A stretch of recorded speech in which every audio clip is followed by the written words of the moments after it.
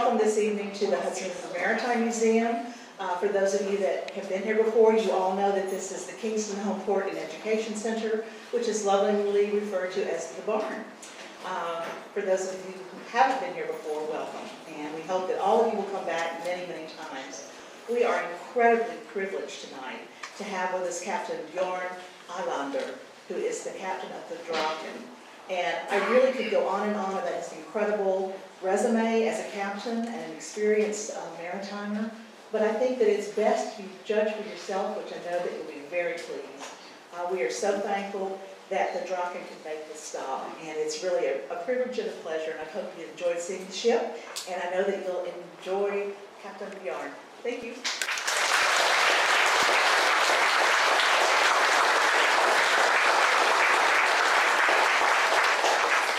Thank you, Kingston, to have Draken, the crew, and me here.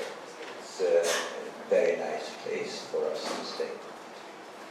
I'm gonna have this is my first lecture in English.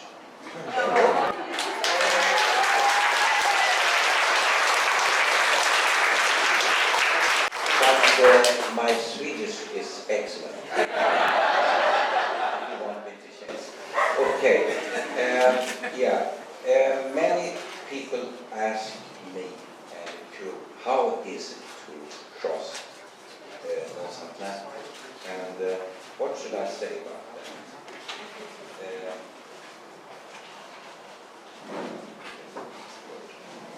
It can look like this. Beautiful. And it can also look like this.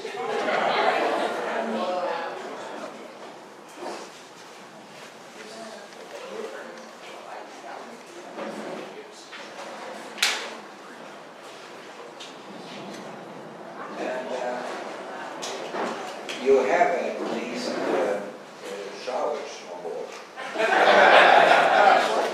So this is the wine we was having for a while now. And if I should say a little bit about the trip, or all the trip from Haugesund in Norway in April to now, I can say half of the journey was to cold and rest was to warm.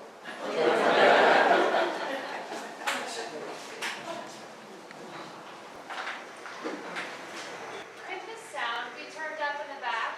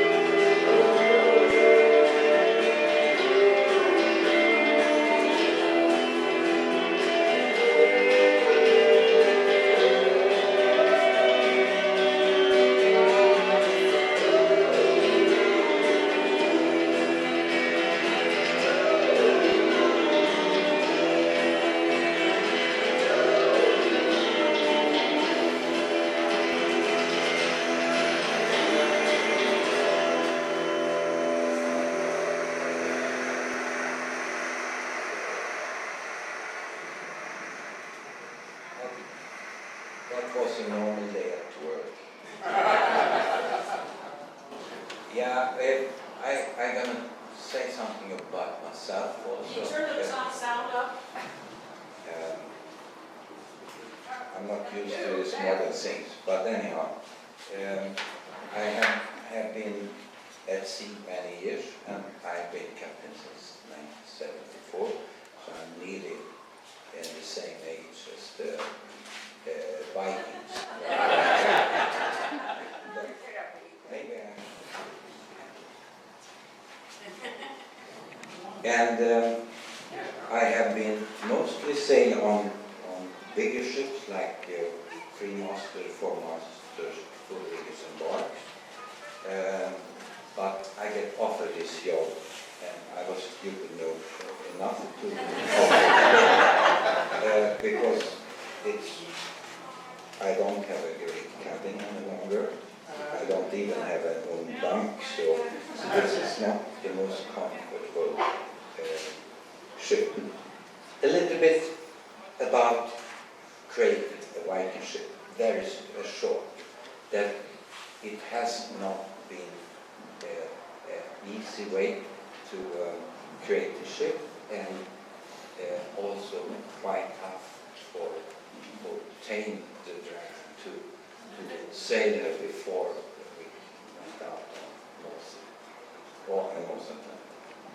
Here is oak for the building, and this is the owner who spent a lot of money on this. This is not a good business to have a Viking ship. It's very stupid, actually. But he spent a lot of money on culture and on this Viking ship. And he has a lot of money, but I think it's a good way to pay me salary and things like that. So we're very happy, thankful for that. And here is the beginning, and that is around 2010, and it started to build up, and it's actually a huge rowing boat.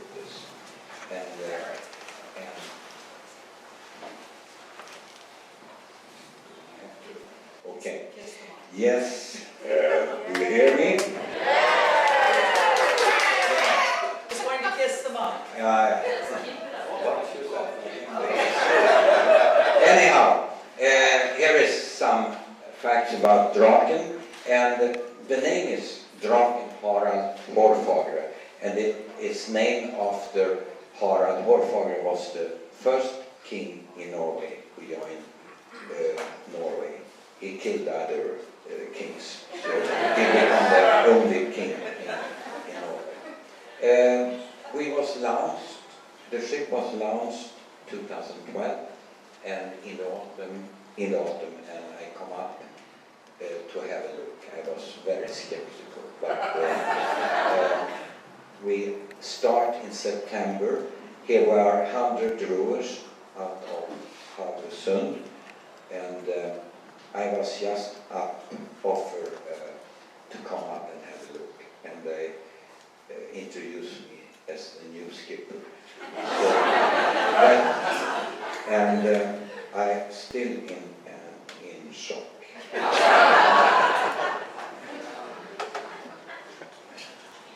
Here, this film is a little bit funny because you don't see them rowing, but that's how it looks from above when it was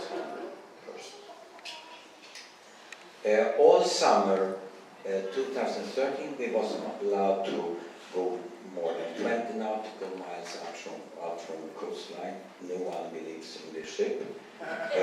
So we had to go very close to land, but we was sailing from May to September and trained 2 different crews for the purpose to come to make a trip over the historic voyage over to America, North America. And that was very beautiful, but we didn't get the test we needed because we was mostly sailing inshore waters. But 2014 we was able to get the authorities to let us off in North Sea to crossing over to Scotland, Orkney and Shetland Island, Scotland. And the goal was to come down to Ireland and Liverpool, but it was not so nice sailing. North Sea can be very cold, and And here you see a beautiful start, and then something happens. This, we lost all the rig, and that was after 3 days sailing in North Sea. We lost the rig, and the expedition for 2 months was over. We thought it was over, and people were depressed and shocked. And here I tell them that it's normal, we always lost the master. And we had to go back to, we saved the things we could save, and the rigging, and we went back to Shetland Islands, and I started to think of if we should send home the crew and go Monte back, but the crew is also my friends, and I was feeling very, very bad about this. So we start to think maybe we can make a mosque, and we was looking around in all the gardens in Shetland, and it was just trees in this house. So I called the owner, and this is not a very pleasant telephone call to say I lost the rig, but I did, and he said he gave me free hands to do what I wanted to do. And here is the part of the mast, and here we try to take in the sail and the yard, and actually no one was hurt. That was very, very good. And I had this master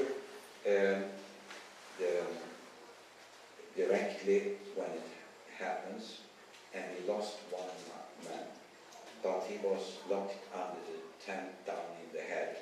So we was actually very happy with him. He was very. Anyhow, we sent 2 boat builders over to Scotland to find some small nice trees, and we took the ship over to Scotland through Caledonian Canal and down to Isle of Man without rig. We was motoring and rowing, and when we come down to Liverpool, the mast was there, and we did this march you can see down there. In 14 days we had a new mast up. So, and then we also see that the ship was not strong enough. We out in North Sea, we saw that she was moving too much, and something was not strong enough. So I decided we are not going to Expedition America 2015. We start to redo the ship, reconstruct the ship with a lot of wood. We made extra layers of deck beams and strings her a lot with, this is a new kilson. Yeah, it's a piece of wood. And 1.5 pound we put in down below to make it stronger. And here she is. And so we was working 1 year, hard work with a lot of good carpenters, and here we launched it in March. And this is Avesnes outside Haugesund. It was the kingdom's place in Norway for Harald Borgfather. And we start there in April, the 24th of April this was. And we start in a longhouse, a Viking longhouse, and we actually end the trip in Newfoundland. And yeah, the crew is playing, and we have something to drink also, I guess. And in the morning it looks like this. And out we went, and it was good wind, and in the night we had a little rougher weather, more and more coming up. We was heading to go north of Shetland Islands, and in the middle of the night something happens again. So this second time I go to Shetland Island, I hate it. But we snapped one of the yard, and with the experience I had before, I didn't want to risk anything, so we went down to Shetland Islands and started to repair. And as you see, we have a lot of girls on board. We are a crew who's mixed between girls and boys, half women and half men. And the crew is 34 people, and 15 are volunteers, and we have 4,000 applicants to be volunteered without pay on board. And the rest of the crew have all the certificate and paper and basic safety and, you know, all these papers required today. So I actually have a very qualified crew, even if they look like kids. They are very, and I'm very proud of all of them.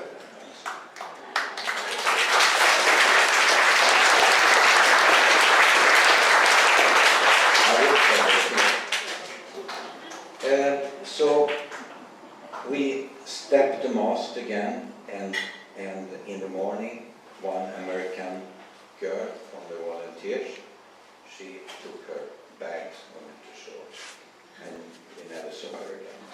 And so that was it was not the best start, but we went out from Shetland, and directly we catch a heavy storm.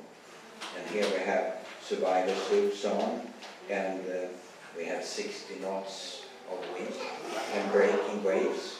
So it was a little too much, especially after I got breaking wave over me and my boat was full of water.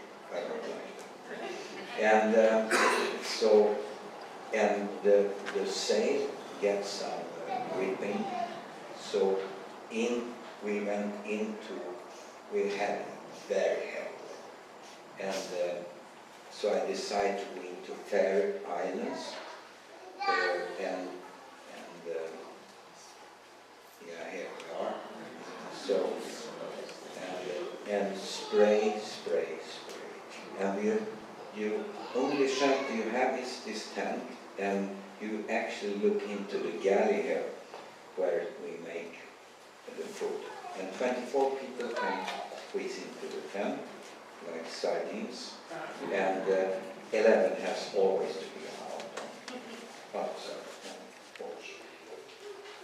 Here we are on the way in to Faroe Islands, and here we come into Tórshavn. As always, yeah, we have some good times also on the ship. It's funny to see how small things can make people happy, but they actually is happy sometimes. And you know, we are not touching any alcohol at all. It's nothing at all. And but we touch alcohol in bars. And there we have repairing. We have excellent riggers and craftsmen with skills. So we do the most of the things myself. And here we're leaving Faroe Islands for Iceland. beautiful day, and we was going north from Fair Island and away out to the sea. But this part of the journey between Fair Island and Iceland was quite nice actually. It was not so hard weather. It's cold of course, but not too cold. So you could be happy sometimes. And waves coming up, and here we see Iceland. But actually I saw Iceland very, very, very far out. It was a compact cloud, clear day, and suddenly Iceland was rising up from the horizon. And here we are entering to Iceland, to Reykjavik, and of course preparing sail. So that here they are going to sail. Here I am at Thingwall in Iceland. It's actually a crack between Europe and America, and it's also the first parliament in the world. A Viking had a parliament in Iceland, and so we not only plunder and rape, we also had a parliament. And here is Iceland. We was going around. It's some beautiful places. Then from Iceland, we're waiting for a window, a gap between low pressure, and when we had northeaster winds, we went for it. And we went down to Greenland, and we went to the southeast coast of Greenland and around Cape Farewell, who is the most southern part of Greenland, and it's very, very rough weather down there and a lot of ice. So we had to go around like 200 miles to avoid most of the ice. And they have 3 types of weather in Cape Farewell. It's storm, it's no wind at all, and that's the worst. And then they have gale. And not always in that water, but 3 days. So it's impossible to avoid bad weather. So it's constant survey. Yeah, and a lot of work all the time and cold.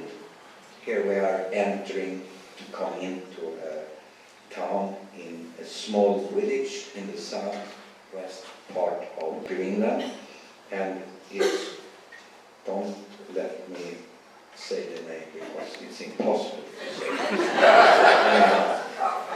Here we studying.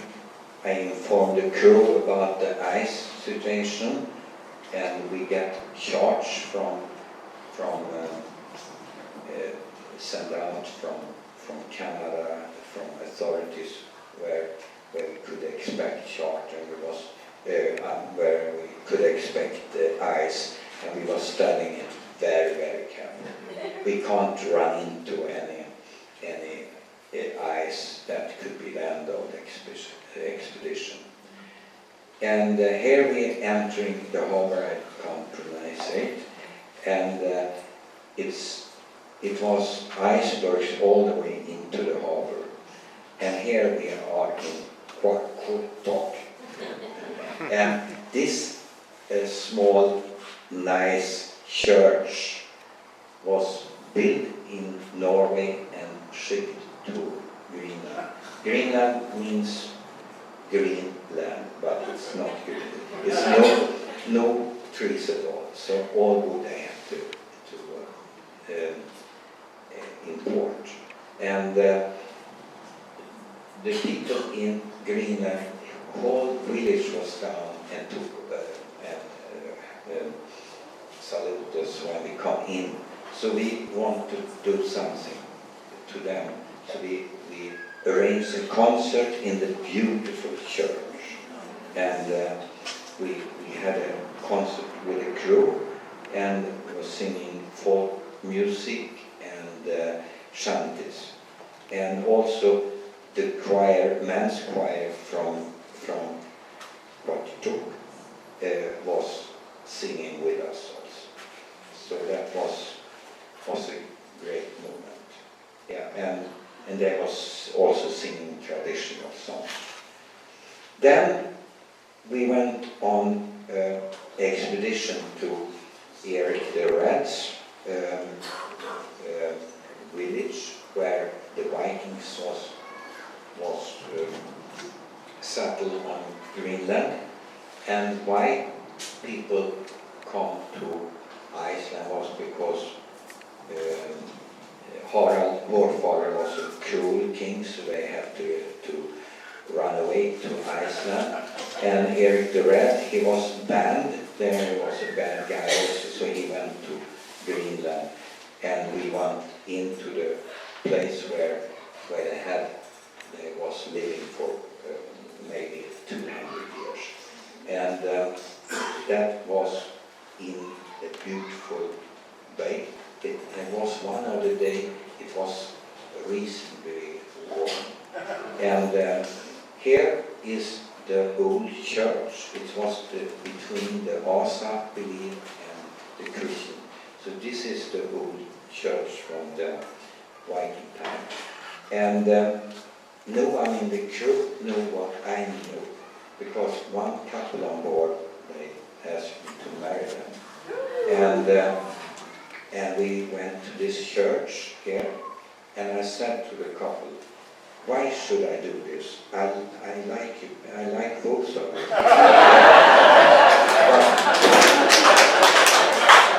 but we assembled inside the church, and I'm in the middle. I was not married, but two on the side get married, and actually it was very touching. People was crying. I don't know, of fear or I don't know. But then we start the journey towards Newfoundland, and this was actually the toughest part of the journey. A lot of ice, especially in first outside Greenland, lot of ice, and that is nice in daytime.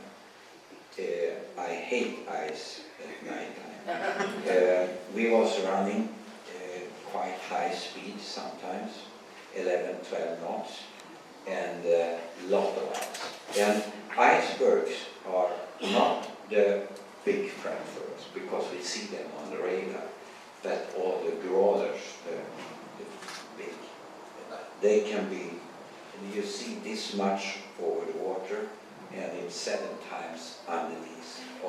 And one of them can damage our rudder or cause a big leak. So that was very, very bad nights. I couldn't sleep at all. I was up on deck all the time and tried to get some sleep during daytime.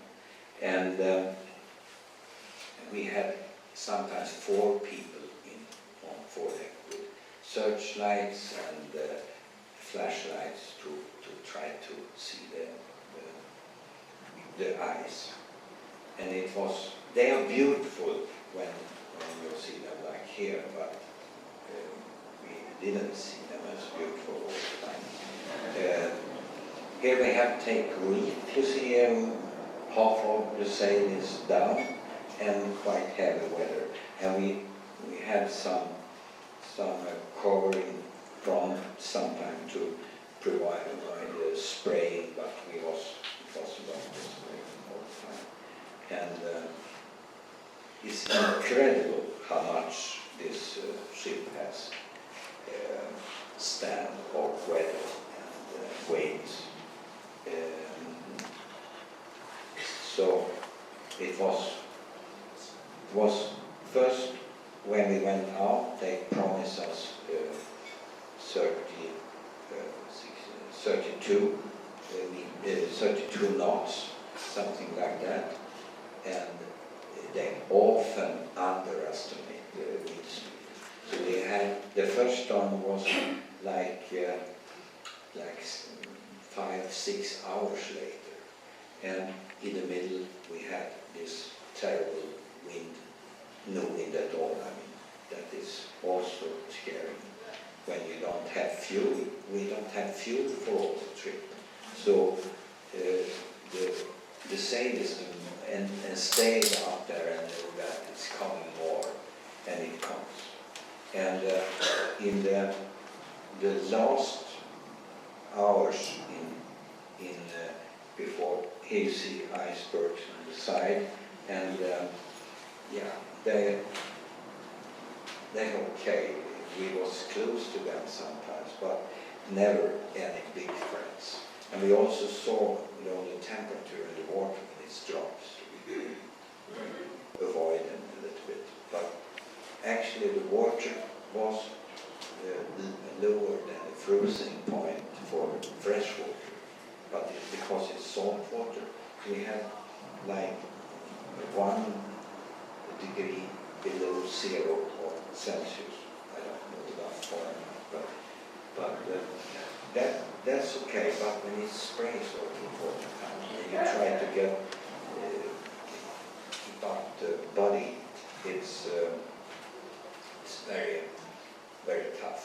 And in weather like this, it's very hard to keep warm. And you see we had the survivor suits on when it was this type of breaking waves, and then no one was allowed to sleep in the sleeping bag if we should go down. And the tent is made so it will float to what you call float. Float. Yeah. So people had to sleep in this survivor suits, and then when they were sleeping there, it's become colder and colder because you have not the big sleeping bag.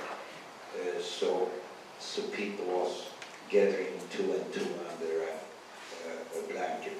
But no romance in this type of clothes, I can tell you. So I was not worried at all.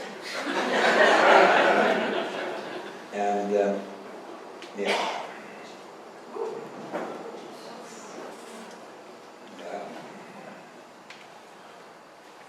Lot of ice or no whiskey.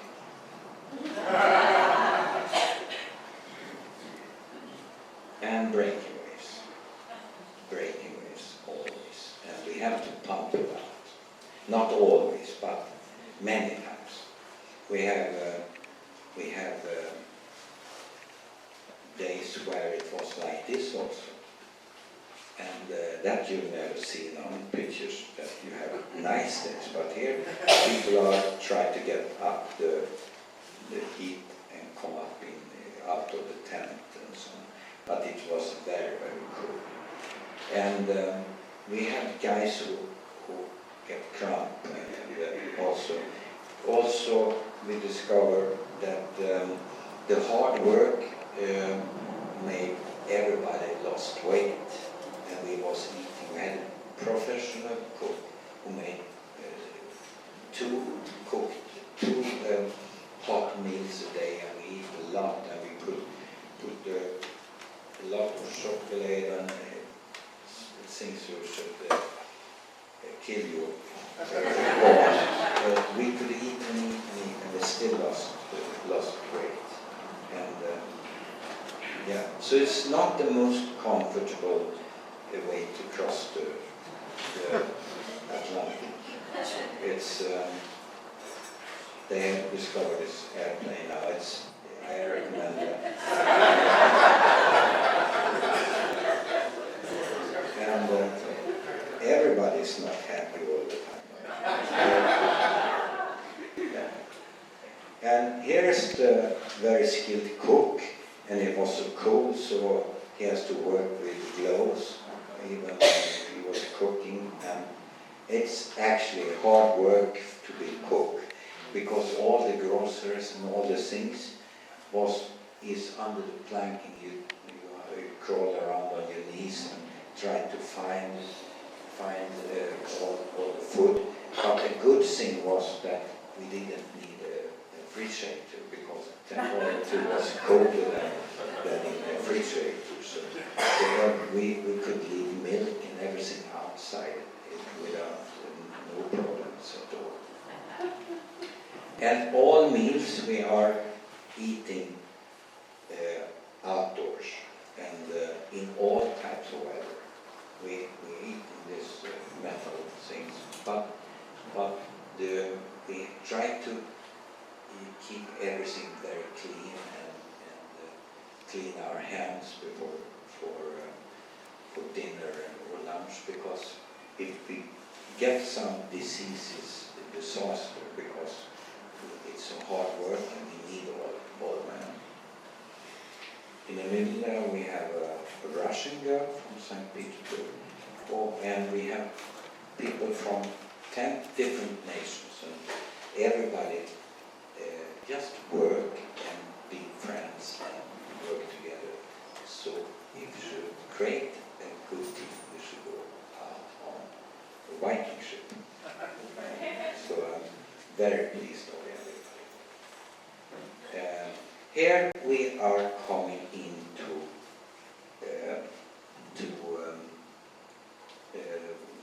Newfoundland, and St. Antons was the name of the place, and it was tough in the end.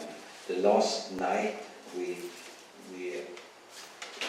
made too high speed. We had too much wind, and we made too much speed. We had to reduce the speeds we took in reefs. It was not any effect.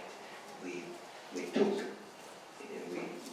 give up the sail. We pull it up in bunt lines and two lines, and we still make over 7 knots with only the rig. And it was scary, because it was a lot of ice also at the Labrador side and Newfoundland. There is a south-going stream, take all the icebergs down. So that was kind of scary. You've seen the different piece of cover we tried to cover, because we was so wet all the time. So we tried to get something covered over the bow and the stern. And here we come in to Newfoundland. And that is actually, that was roughly months later at the start. And this is the end of the historical voyage. Leif Eriksson's, in Leif Eriksson's footsteps, from Haugesund in Norway to lands of meadows in Newfoundland. And this guy, he was young. When he was young in 1960, he was one of them who discovered the foundings of the Vikings in Newfoundland. And that is in this not very nice place, but there is foundings from the buildings, from the blacksmith place where they make iron, and iron was not discovered in North America. No one can make iron here, so the Viking learned you Americans to make cars and things with steel. Anyhow, we end up in one of these longhouse, a reconstruction of Leif Eriksson's house.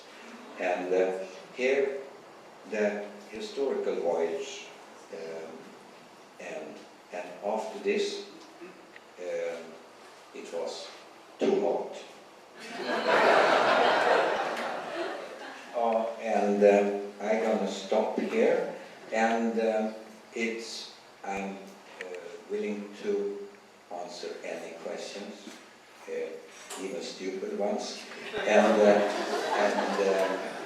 also we have a book we sell for $10. You can put that in if you want. You can buy one, but I'm not doing any personal advance on this. It goes to the ship, so you don't have to buy it. But you have books over there, and I'm happy if I don't have to sign 150 books.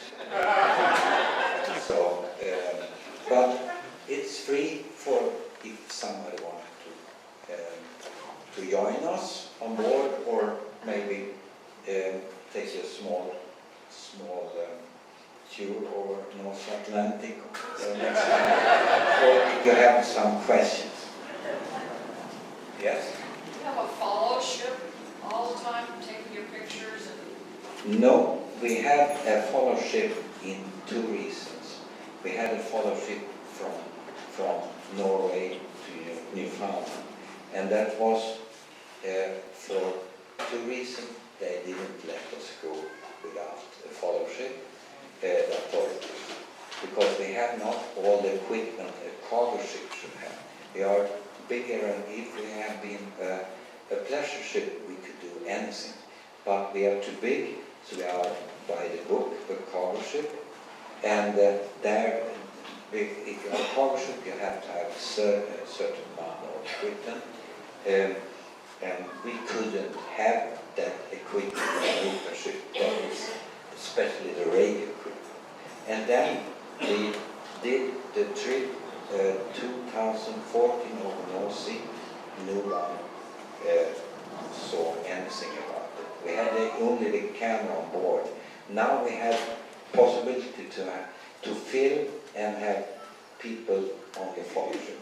But the fellowship could do nothing to save us, because they couldn't go close to us. Then we crossed between against the fellowship, and in these storms they couldn't put any rescue boat ashore in the sea either. So, but I was still very, very happy to have it. If we had gone down, we had in this type of work 10 minutes to live, and to get up 34 people without going out to the rescue boat should have been impossible. That I didn't tell the crew, of course. But we on the fellowship they had some like ribs they could put outside and try to trawl up some of the crew. And also all in the crew had a personal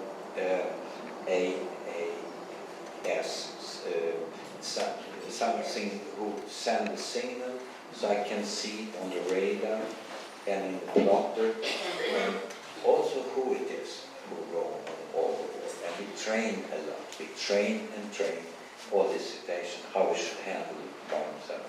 But if the ship has gone down, we should be out of trouble. But it was still happy to have them, and they was follow us very close. They should have like 5 nautical miles range from us, according to the authorities, what they said. And I want them like 2 nautical miles away from somebody, do some maneuver so we don't have to crash. But the storm we got outside Faroe Islands, in the evening the wind was increasing. I went to my bunk, and I was 10 minutes later they say you are required on deck.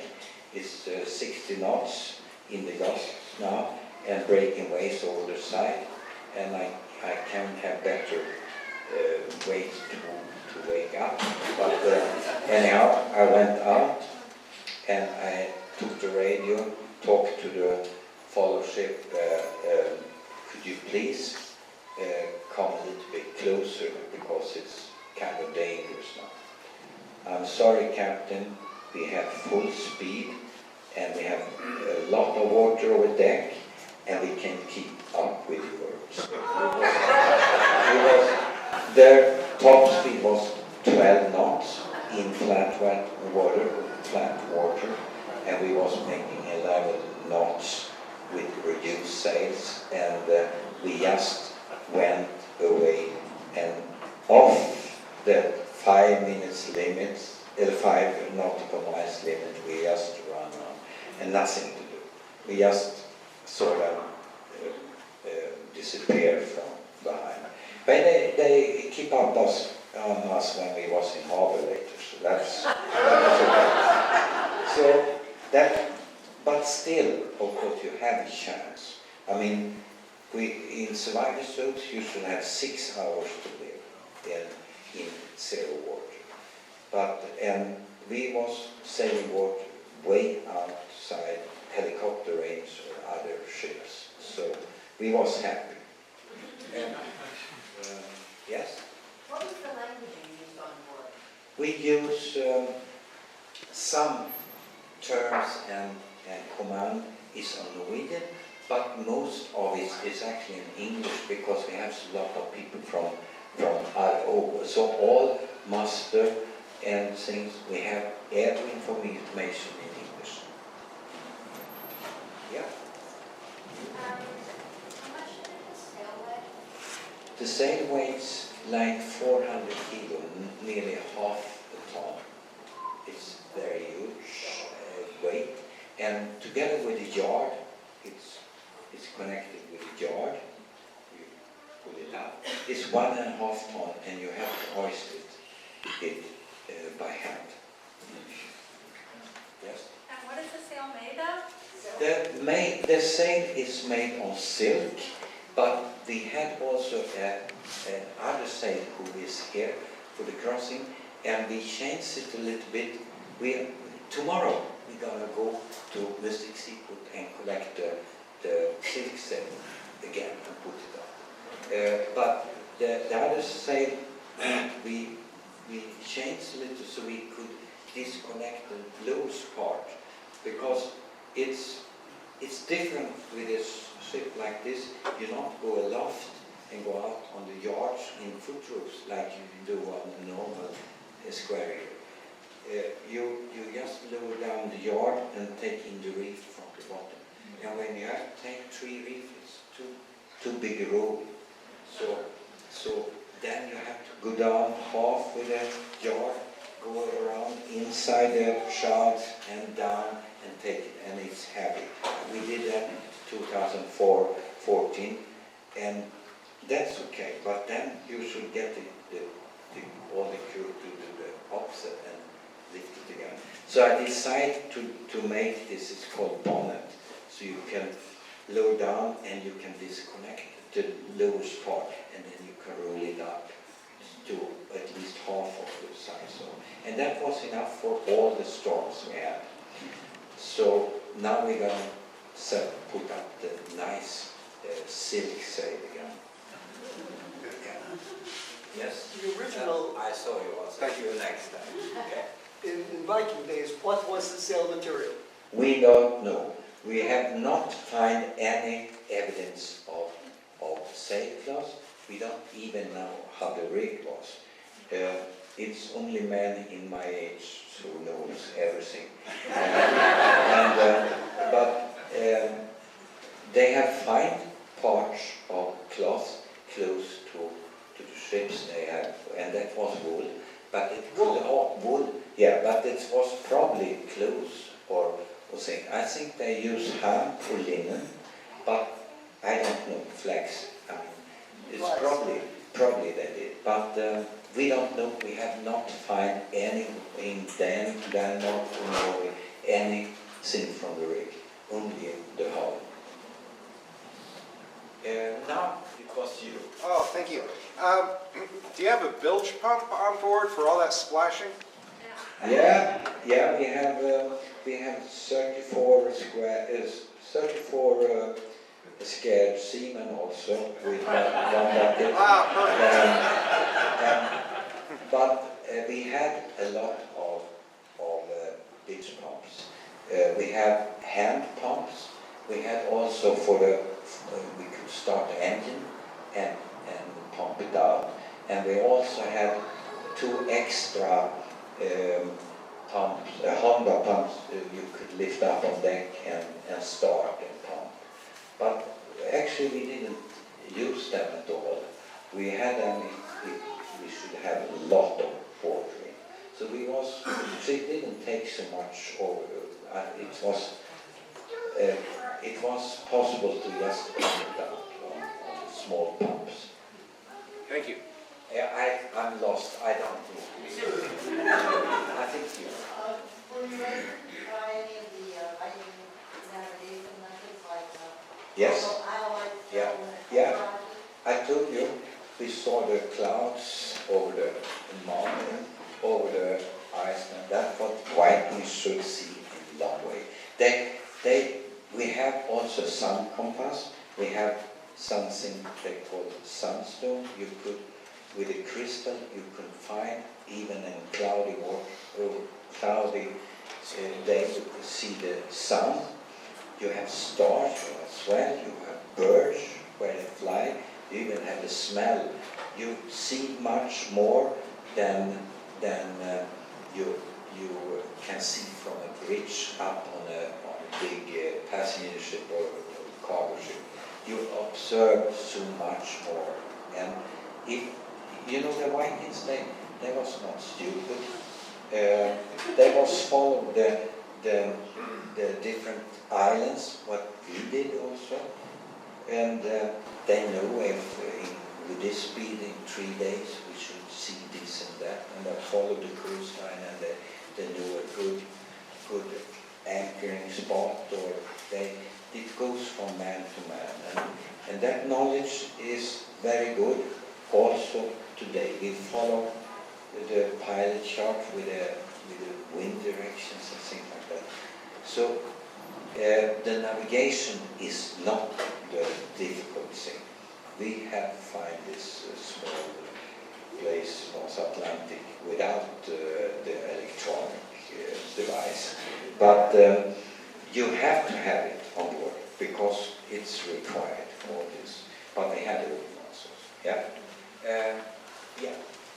I see some over there. You are next over there. You talk so please about your experience in the Great Lakes. No.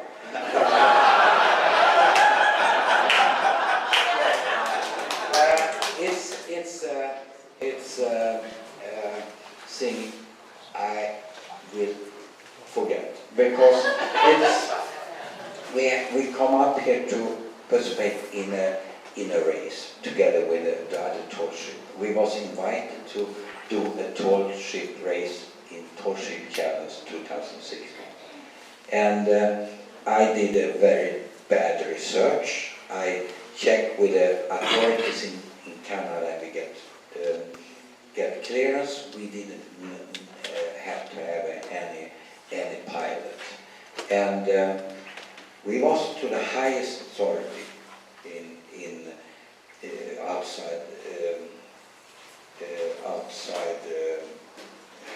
in the seaway, and we also got it in paper that we was not required any pilot in the Great Lakes, and they had this letter between Canada and US be the same rules on board, and I believe that. But we was going up all the way through Quebec, Montreal without pilot, and when I come into American waters, they fined me on $10,000 personally for me because I went without a pilot, and I said this must be something wrong, but it was me who had wrong. We had to have a pilot, and the pilot cost $9,000 a day. All the time we was going in America in any waters here. And that was a shock, and I was stupid enough to say that I think this is a little bit unpolite, and I also think we can't afford it. And then they say in the papers that we was in a fight with US Coast Guard and the pilots, and we was not. We respect the pilots and their work, but we think that we are actually not a cargo ship. We are a small wooden ship, and we should hope that these rules will everybody follow, and that's your laws and your regulation, and we have full respect for them, of course. But if you want foreign ships in the future, you should change the law a little bit. That's it. That's just it.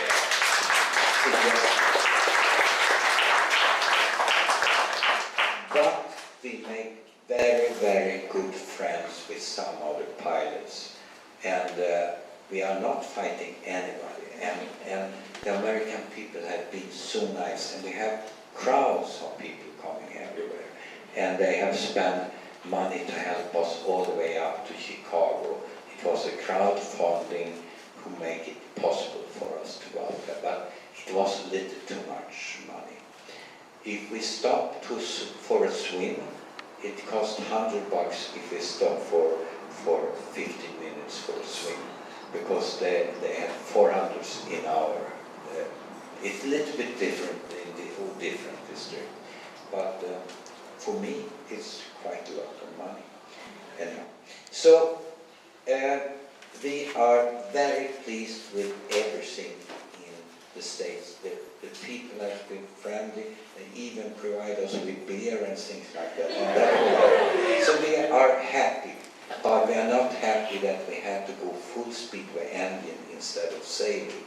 We have crossing the North Atlantic, and we didn't expect that we should have to be running engines all the way in the seas to reduce the cost. So with this, I will forget all about this. There were some, yeah. Yeah, what sort of meals did you cook, serve, and do you know anything about what the Vikings would have eaten on the transatlantic ocean? Yeah, I'm old, but not that old. Anyhow, it's we have gas tubes and very good cook and professional cook, and then we had a release in Quebec, another cook, and then we steal one cook from another ship, Niagara, and we have steal a lot of good crew members now, and the captain didn't see it on that ship. So we have had good cooks. In the old times, I think they use dry food, like fish, you know, this fish you put in water. Salt's cod. Yeah, and salted food. They might even have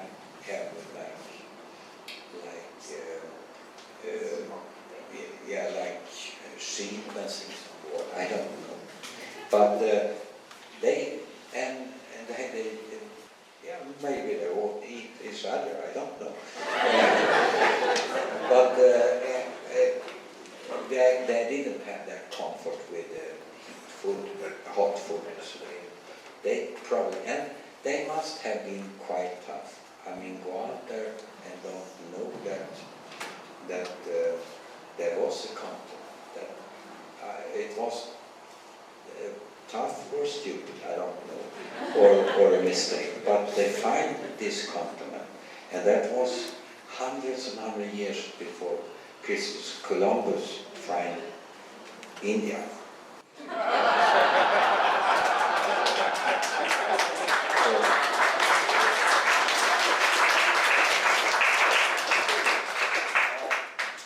Over there. Yeah, could you say a little bit more about the actual design of the Viking ship itself? What that was it like?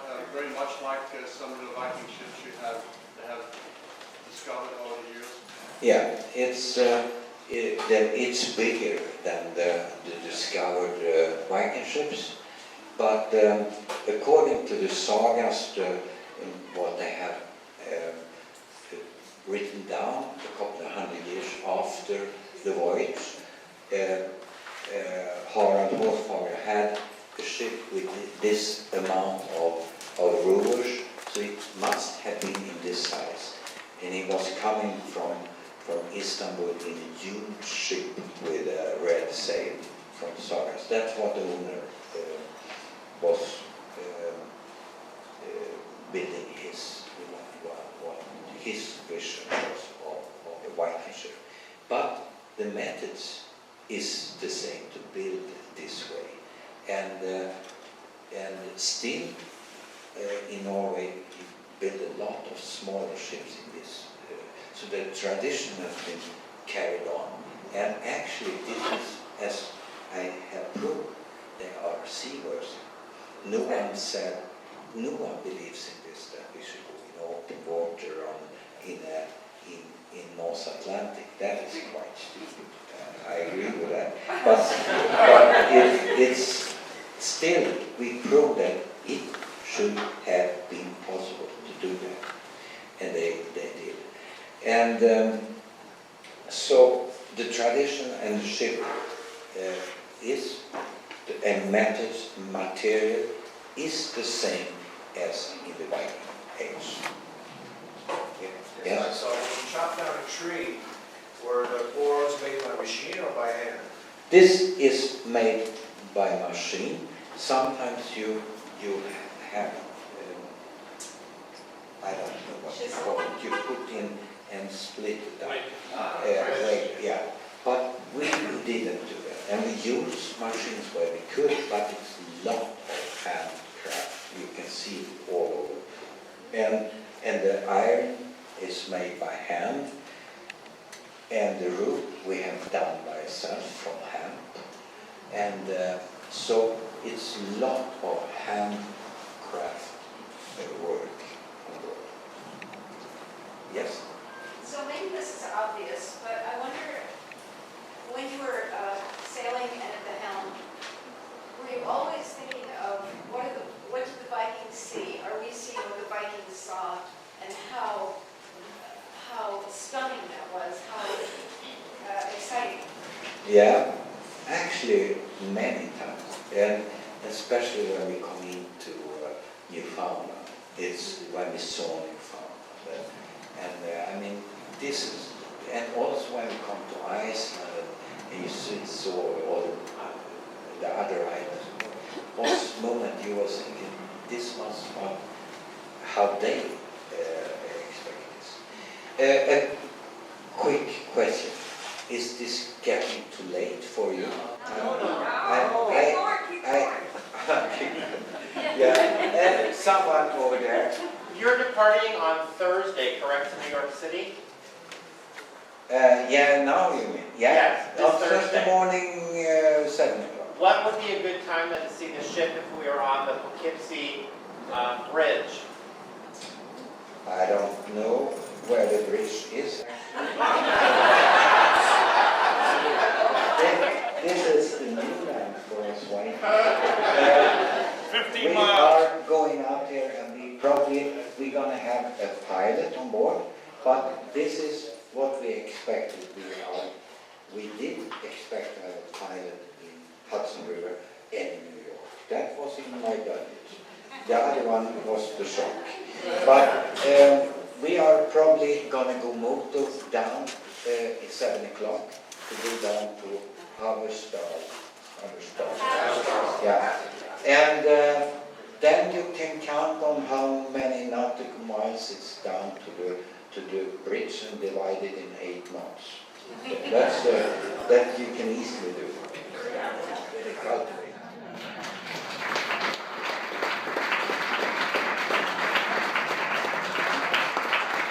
My friend, I think the hour is late now, and there is some books with for $10 to buy over there, and I have another crew here.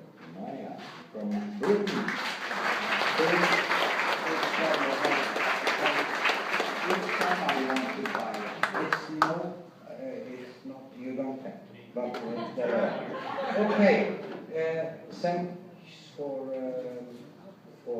taking your time and come here. So. Thank you.